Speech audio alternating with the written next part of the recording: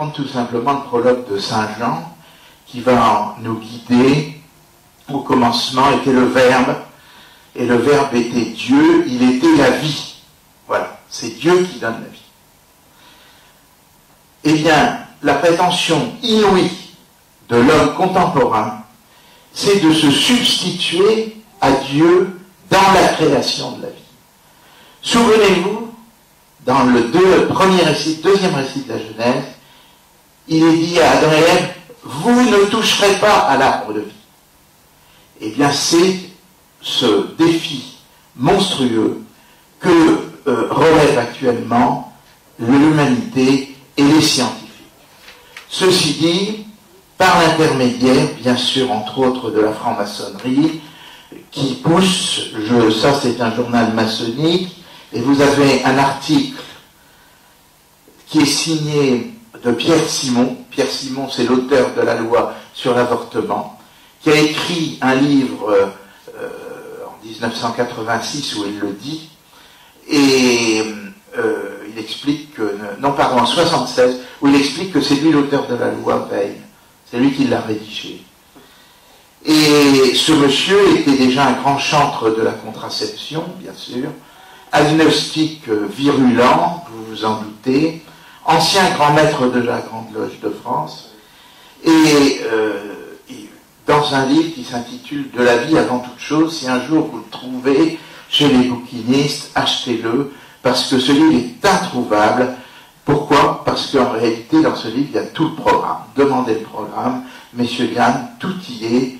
Tout ce que je vais vous dire y est en filigrane ou même expressément écrit, expressis calumnie.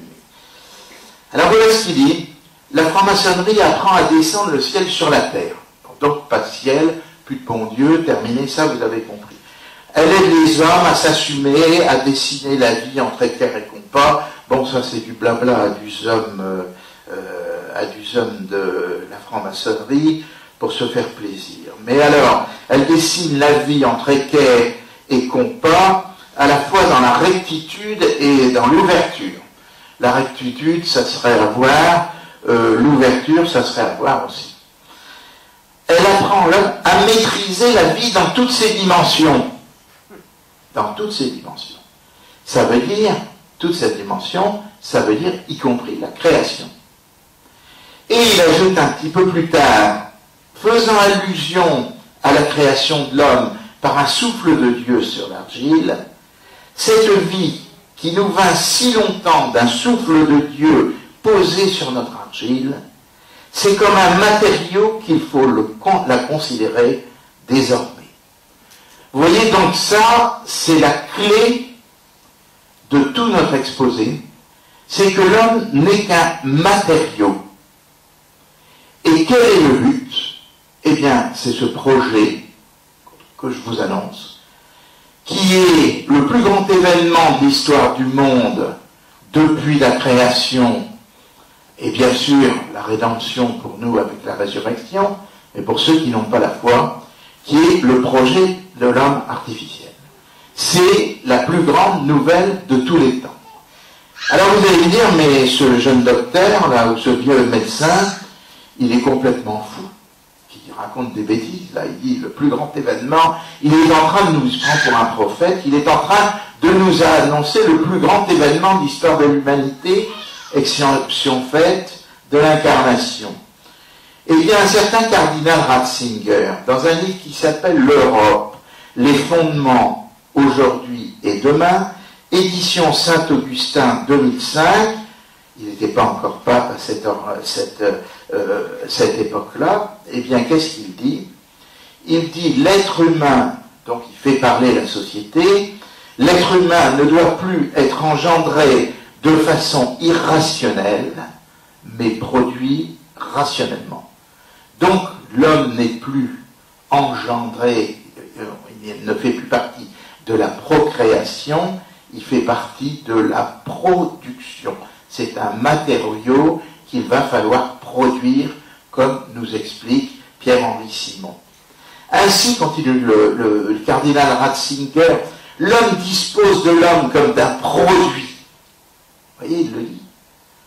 se trouvent écartés les exemplaires imparfaits, c'est le mythe de l'homme parfait, en vue de créer l'homme parfait grâce à la planification et la production répétitive. Donc vous avez bien compris qu'il s'agit de créer un homme. Eh bien mes chers amis, pardon, il n'y a pas une nouvelle chaque jour qui ne vous contrarie, enfin pas celles qui vous font plaisir, celles qui vous contrarient, qui ne se rapporte à la création de l'homme artificiel. Pour vous illustrer mon propos, je vais vous prendre d'abord, avant d'arriver à la conférence elle-même, je vais vous donner quelques points de repère qui vont vous sembler complètement hétérogènes, espèce de flou, là, vous allez voir des informations comme ça, que je vous donne. Écrit par plusieurs quotidiens. Une naissance sur 20 est médicalement assistée. C'est-à-dire qu'on n'utilise plus les voies naturelles de la procréation. C'est une procréation artificielle. Ce nombre ne fait qu'augmenter à toute vitesse. Il est de l'ordre, par exemple, de la clinique des quatre villes, je les oublie toujours, c'est Saint-Cloud, Ville d'Avray, Sèvres, et puis la quatrième, je ne me souviens plus. Sur 3000 enfants qui naissent, il y en a 500 qui naissent par procréation médicalement assistée.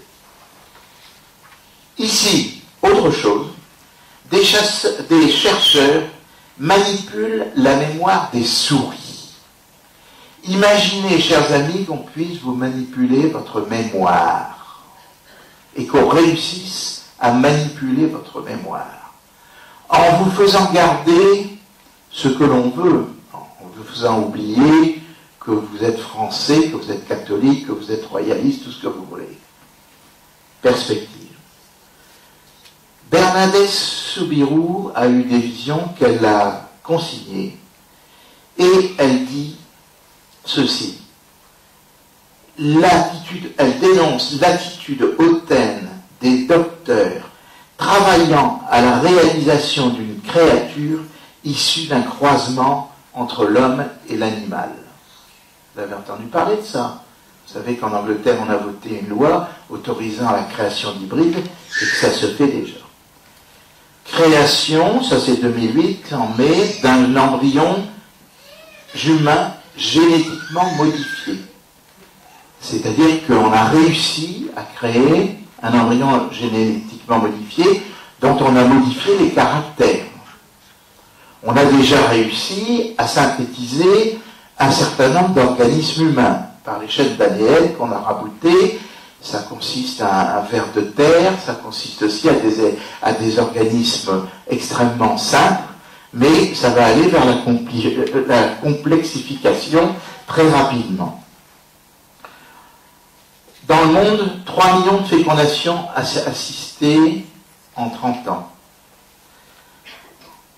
Des scientifiques australiens ont découvert une méthode de trier les embryons. Qu'est-ce que ça veut dire? Ça veut dire que les bons, on va les garder, ce qu'on estimera être bon. Et les mauvais, on va s'en débarrasser. La mort cachée des bébés. On estime qu'il y a des très nombreux homicides d'enfants dans notre pays et que l'infanticide en RDA, on peut penser que l'infanticide est considéré par une partie des Allemands de l'Est comme un élément du planning familial. C'est-à-dire que quand on a un enfant, on peut s'en débarrasser. C'est un moyen de régulation des naissances. Alors ça, c'est des articles qui ont été cités par la presse, par plusieurs journaux aussi. Ici, Catholic Herald, le pape déclare que le clonage pourrait enslave, ça veut dire rendre en esclavage toute l'humanité, transformer l'humanité en des esclaves.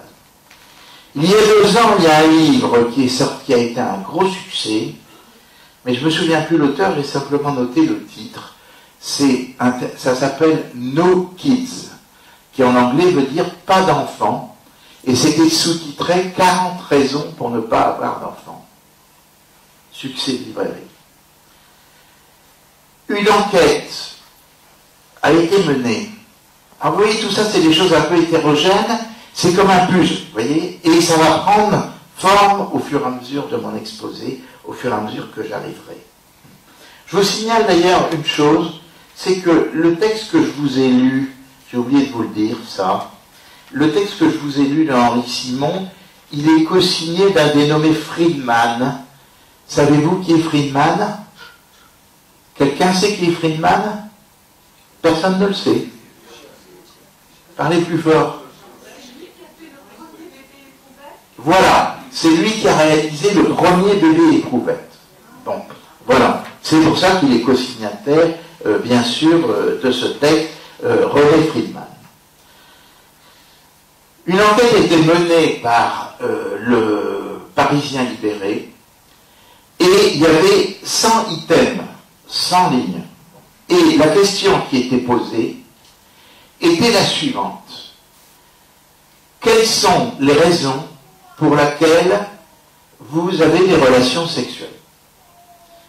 Sans réponse. Donc que les gens pouvaient classer à leur manière.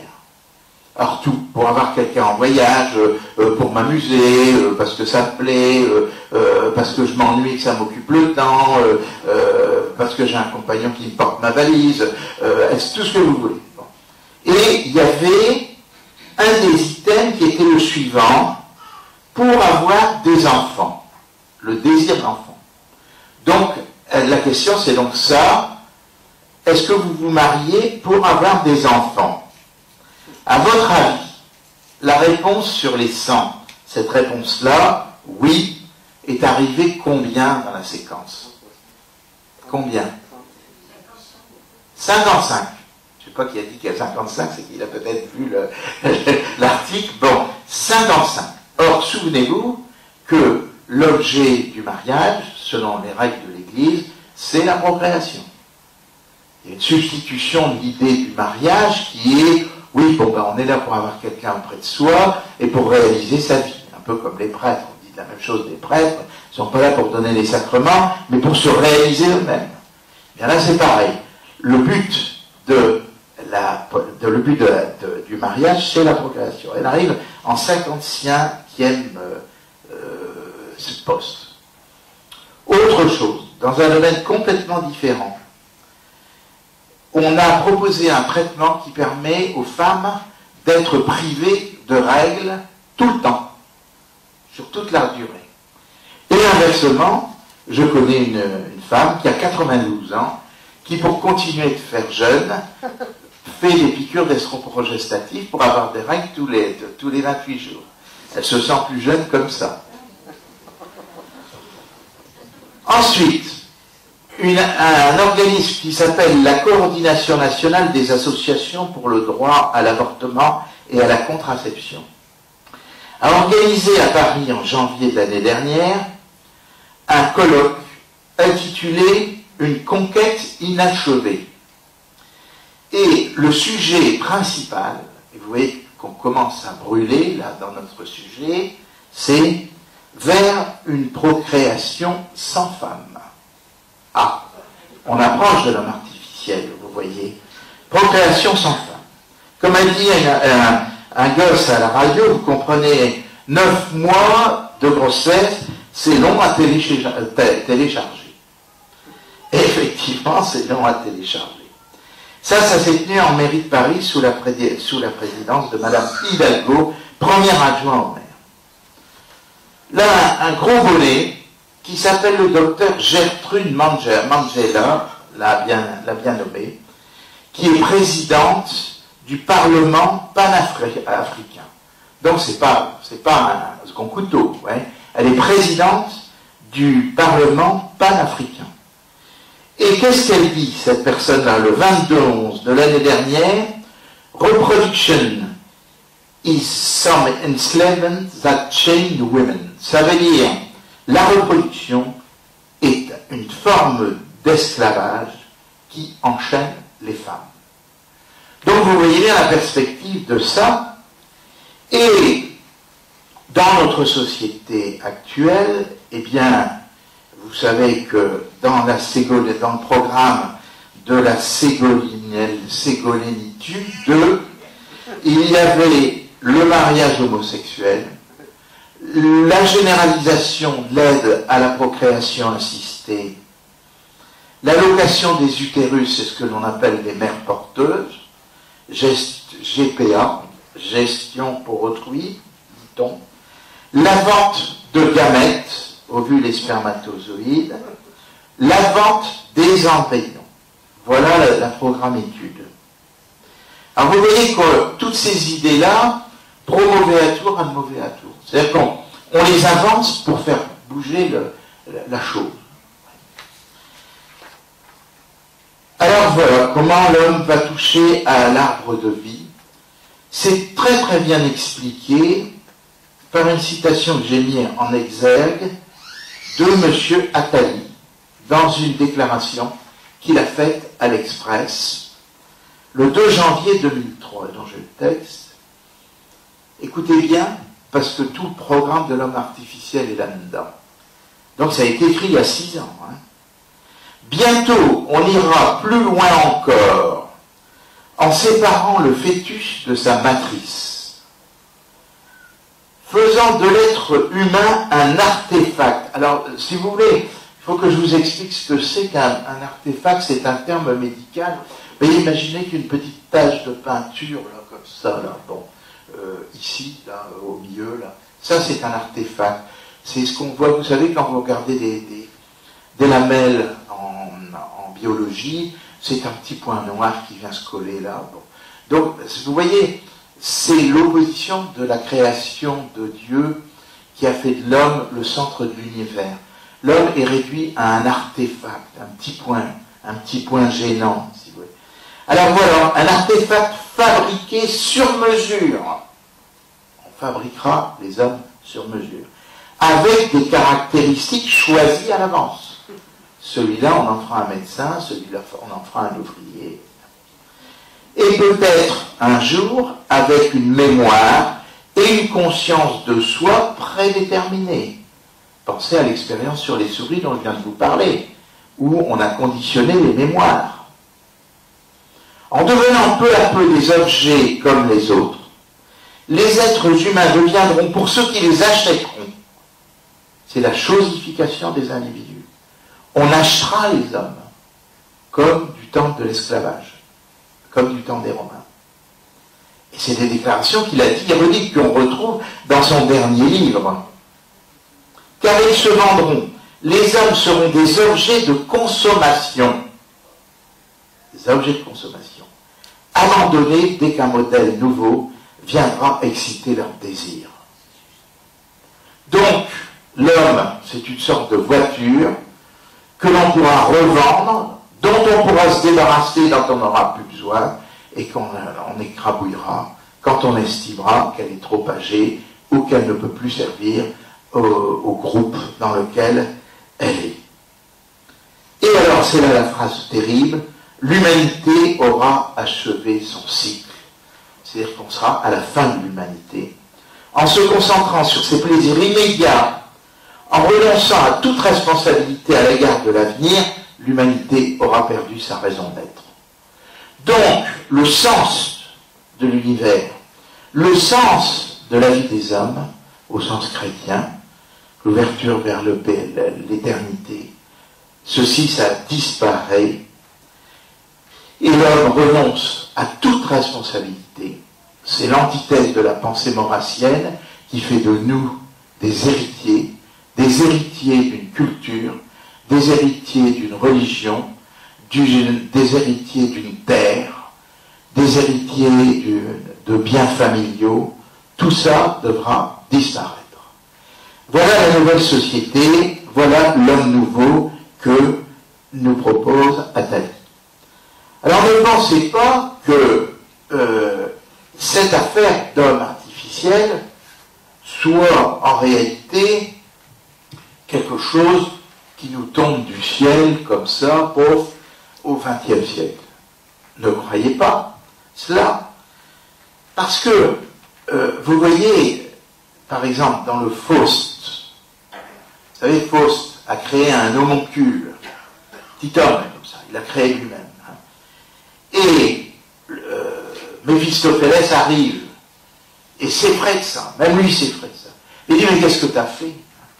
Et l'autre lui répond tout simplement, l'ancien mode de procréer, nous le déclarons vaine plaisanterie. L'ancien mode de procréer, nous le déclarons vaine plaisanterie. Donc nous n'allons plus faire les hommes comme on les fait depuis le début de l'ère du monde. Et nous sommes en réalité à l'aube du 8e jour.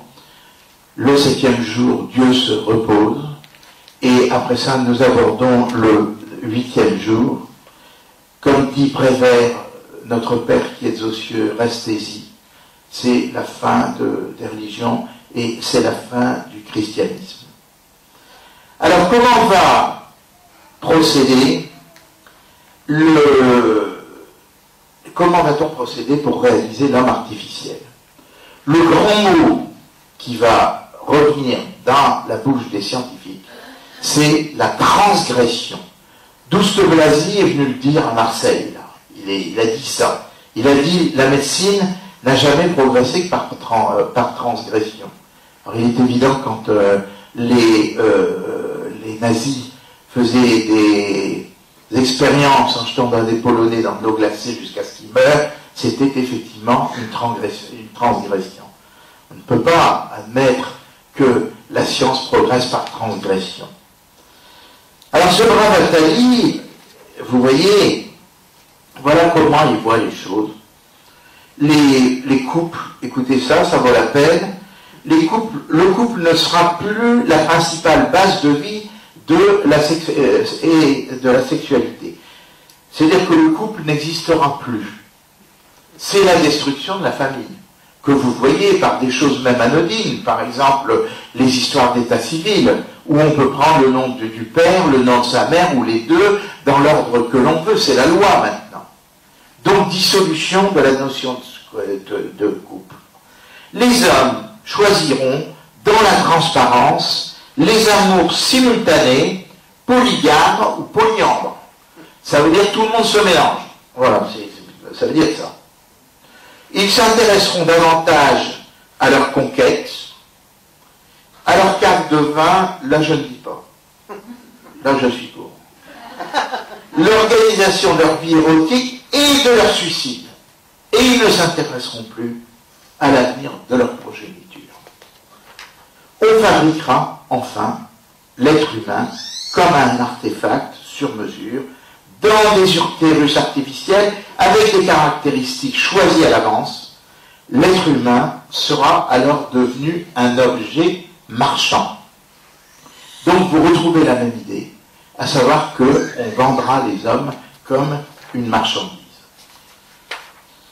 Alors je ne m'étends pas trop là-dessus pour arriver au centre de notre exposé. C'est que notre patronne là, nous a parlé bien sûr de la disparition de la morale. C'est la perversion des mots. Alors le moralement correct, c'est tout, c'est pour ça que nous avons sous-titré notre livre Essai sur le moralement correct, car tout ce qui est moral est à réprimer, mais par contre, tout ce qui est éthique est à encourager. Et le moralement correct, c'est l'arrivée de l'homme artificiel. Et moral et éthique, tout ce qui va dans le sens de la réalisation de l'homme artificiel. Alors, on a substitué moral. Le moral, ça vient de moras en latin qui veut dire meurt. Et éthique, ça vient du grec ethos qui veut dire meurt. Donc ça veut dire la même chose. Alors, vous allez me dire pourquoi on utilise le mot d'éthique au lieu d'utiliser le mot de morale. Ben parce que la morale, ça fait ringard, ça fait église catholique, ça fait moral, l'ordre moral, ça fait tout ce que vous voulez. Donc on n'aime pas ce mot. Et qu'on l'a remplacé par éthique. Pourquoi? Parce que l'éthique permet justement, l'usage de ce mot, permet en réalité de mettre en question la morale. C'est pour ça qu'on crée des comités d'éthique. Parce que ces comités d'éthique permettent Ils sont créés pour ça, pour remettre en question la morale, dans le cadre des droits de l'homme. L'idée de créer un homme artificiel est vieille comme le monde. C'est le rêve de Prométhée. Prométhée qui réussit à faire des statues qui sont dans l'Olympe. Bon. Mais alors dans l'Olympe, Jupiter n'est pas très content, il dit de quoi je me mêle. Bon. Et puis comme ils sont un petit peu trop remuants, c'est la sanction. Prométhée est attaché sur un rocher où pour l'éternité il a le foie qui va être dévoré par un aigle. Donc les gens, la société des dieux se venge de Prométhée. Mais par contre, il y a un personnage qui est absolument pas connu chez nous de l'Antiquité, c'est le personnage de Dédale. Vous savez, quand on parle de la tentation prométhéenne, ça veut dire qu'on ne va pas y arriver. Pourquoi? À cause de la punition des dieux. Alors que Dédale, lui, va réussir. Dédale, qu'est-ce qu'il fait? C'est un sculpteur. Et il fait des statues tellement belles que ces statues finissent par prendre vie. Alors elles sont dans l'Olympe, et dans l'Olympe, elles mettent aussi l'agitation. Ah! Ce qui fait que Jupiter dit, les statues, allez dehors, et il renvoie Dédale, qui est un demi-urge, c'est-à-dire qu'il est un demi-dieu, le voilà propulsé sur la terre. Et il arrive dans l'île de Crète. Et dans l'île de Crète, eh bien, c'est un savant en même temps, il sait faire un tas de choses, il tombe sur la reine Pasiphae. Alors écoutez bien cette histoire parce que elle correspond tout à fait à ce qui est en train de se passer dans notre monde actuel. Tout à fait. Tout à fait. Donc, Pasiphae, en réalité, a des désirs sexuels absolument inextinguibles. Et elle est amoureuse d'un taureau de couleur blanche, mais elle n'y arrive pas. Alors Dédale lui dit, je vais vous bricoler un truc, et il lui bricole une espèce de vagin artificiel qui va permettre à Dédale, à Pasiphae, d'avoir des rapports sexuels avec ce taureau blanc dont elle est amoureuse. Et ces relations sexuelles la satisfait qualitativement et quantitativement. Mais de ces amours monstrueuses va naître le Minotaure, qui est un mélange d'homme et de taureau, qui ravage la contrée. Et alors vous voyez, c'est ça, Grande-Bretagne, requête pour autoriser la création de chimères hommes-femmes, et après l'article disant qu'effectivement, la Grande-Bretagne autorise les hybrides homme-animal. Ce sont les minotaures. Alors le minotaure fait des ravages, il mange les gens, et le roi Minos de Crète est furieux, et dit à Dédale, eh bien écoute, il faut m'en débarrasser. Dédale fabrique alors un labyrinthe dans lequel il enferme, dans lequel il enferme le Minotaure. Mais en contrepartie, Minos s'engage à approvisionner régulièrement le Minotaure en jeunes gens et en jeunes femmes que le Minotaure consomme sexuellement avant de les dévorer. Et pour parfaire le tout, Minos envoie Dédale en disant il va se perdre. Et fait qu'il l'envoie avec son fils qui s'appelle Icare. Ils se perdent. À ce moment-là, Dédale, tout le monde connaît l'histoire, bricole un système avec de la cire pour se faire des ailes, ce qui lui permet de s'enfuir du labyrinthe. Et il est admiré par tout le monde pour ses exploits, bien qu'ayant perdu ce fils qui a cru rejoindre le soleil et dont les ailes ont fondu et qui s'est noyé, qui est tombé dans la mer et qui s'est noyé. Son père n'a même pas un regard pour lui. Donc, cet homme artificiel, il a été décrit en 1931 par un homme qui s'appelle Aldous Huxley. Peut-être que vous me poserez des questions sur Aldous Huxley. Dans un livre qui est étonnant, parce que c'est un livre tout à fait prophétique, qui s'appelle Le meilleur des mondes. Et ça commence comme ça. Ça commence, il y a un individu tiers qui arrive et on l'emmène dans une série de pièces où on développe des enfants depuis le début, depuis la fécondation, et artificiellement, on divise l'humanité en 5 classifications, alpha, bêta, gamma, epsilon, bon, 4 classifications. Alors, il y a des bocaux où on met un peu d'acide, bon, ça va donner des mal fichus qui vont servir de réserve de pièces. Ceux-là, on leur prive un peu d'oxygène, donc ils ne sont pas très intelligents, mais on leur donne des gros muscles, ça va être des travailleurs, etc. Bon. Et la société est dirigée par les alpha plus, qui sont les plus intelligents, ce sont ceux qui font marcher le système, un petit peu comme on voit dans les films de science-fiction. Et il crée, Aldous Huxley, un mot qui est en train de fleurir dans les revues médicales, qui est le mot de ectogénèse. Ce mot de ectogénèse, ça veut dire développement en dehors du sein maternel.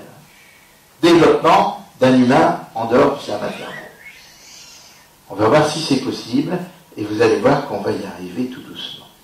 Alors, dans la société, oui, c'est 4 classes, oui. Dans la société du meilleur des mondes, les mots de famille, père et mère, sont considérés comme des grossièretés. On est puni si on les utilise. Tout est pris en charge par l'État. Quand vous savez qu'en France, on est le pays le plus imposé au monde, on peut se demander si tout n'est pas pris en charge par l'État. Les enfants sont conditionnés dès le premier âge, à tout. Par exemple, il y a un passage qui est terrible, c'est qu'on met les enfants sur un parterre qui était un parterre métallique, et il y a des fleurs. Alors ils se rapprochent des fleurs, et quand ils touchent les fleurs, à ce moment-là, on leur envoie une décharge électrique. Pareil pour les livres. Donc on les conditionne exactement comme Pavlov conditionnait ses rats, exactement le réflexe, ou son chien, le réflexe pavlovien. Et on met les enfants en contact permanent avec les gens qui sont euthanasiés, que l'on euthanasie, de manière à ce qu'ils s'y habituent eux-mêmes à être euthanasiés. Autrement dit, l'euthanasie va servir, on va les habituer à cela pour eux-mêmes, et c'est dans le fond la réaction que j'ai entendue par exemple en Suisse, où il y a des gens qui se font euthanasier. Il y a une brave dame qui nous a expliqué lors d'une conférence, eh bien oui, son beau-frère s'était fait euthanasier, malgré tout ce qu'ils avaient pu demander. Mais alors le comble, c'est qu'il devait être euthanasié un samedi, et il avait fait reporter son euthanasie au lundi, parce qu'il avait une affaire importante à faire, une affaire commerciale importante à faire. C'est quand même un combat. Eh bien, c'est ça, on habitue les vieux à dire, bah, vous savez, vous ne servez plus à rien. Hein. Alors les vieux disent, bah oui, d'abord, on a déjà pas mal vécu, on en a ras-le-bol de la société, on ne la connaît plus. Bon, après tout, quitter la société, c'est aussi bien. Et comme avait dit en son temps le bon Attali, nous créerons des machines à euthanasier les gens dans les rues, auxquels les gens auront recours par eux-mêmes. Ça, c'était dans un livre beaucoup plus ancien. Alors, bien sûr, relations sexuelles libres. On conditionne les gens à l'idée d'euthanasie. Et pour compléter le tout, on leur donne une drogue euphorisante qui s'appelle le soma, dont ils sont privés quand ils ne vont pas dans le bon sens que réclame la société. c'est un peu la même chose avec la télévision maintenant, qui est extraordinaire, qui est significatif, hein, que je vous lis parce que c'est formidable. Hein. Ce sont deux personnages qui sont en train de discuter. Et il y en a un qui s'appelle Lénina. Donc vous voyez, c'est un appel au personnage de Lénine. Et l'autre s'appelle Fanny. Ça évoque, rappelez-vous que c'est un anglais, ça évoque un personnage, une courtisane, qui s'appelle Fanny Hill. Peut-être que vous avez entendu ça, c'est des aventures érotiques de Fanny Hill. Et elles font un espèce de constat sur la société. Alors, on a créé une ère nouvelle, c'est ce qu'avait pensé Chirac à un moment, c'est-à-dire ne plus compter à partir de la naissance de Jésus-Christ, mais trouver une autre date qui commencerait le cycle des années, peut-être 1789, ou peut-être sa mort à lui, mais je sais qu'il avait ça dans l'idée, je l'ai vu écrit. Et on a créé une ère nouvelle qui est appelée l'ère Ford, ou Nouvelle Ère Ford. Alors imaginez que nos deux personnages soient là, ici, derrière la porte, et la porte est entrouverte, et on entend des bruits comme ça, on entend des bribes de phrases, on tend un peu l'oreille, et qu'est-ce qu'elles se disent? Le retour à la culture. Oui, vraiment, à la culture, on ne peut pas consommer grand-chose si on reste assis à lire des livres. Vous voyez, il ne faut pas lire des livres. Mieux vaut finir qu'entretenir, mieux vaut finir qu'entretenir. Euthanasie. 2000 fanatiques de culture gazés avec du trichloréthyl. Ceux qui ne sont pas d'accord, bien sûr. Accompagnés d'une campagne contre le passé et la suppression de tous les livres publiés avant l'an 150 de l'ère nouvelle Ford, choisi comme date d'origine de l'ère nouvelle.